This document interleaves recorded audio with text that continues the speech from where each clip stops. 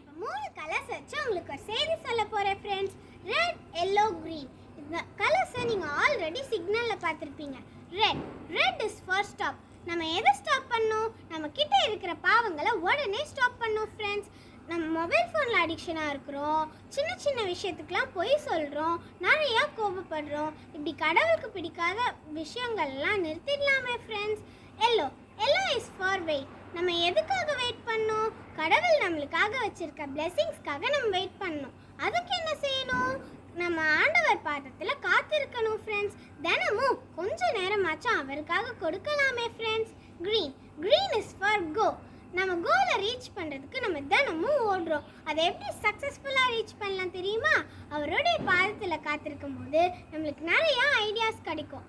அவருடைய ஆலோசனை வழியாக நடக்கும்போது வழிகளில் கஷ்டம் வந்தால் கூட நம்மளோட கோலை ரொம்ப ஸ்மூத்தாக ரீச் பண்ணலாம் ஃப்ரெண்ட்ஸ். ரொம்ப சிம்பிள். பாவத்தை விட்டுட்டு அவருக்கான நேரத்தை கொடுத்துட்டா நம்ம லைஃப்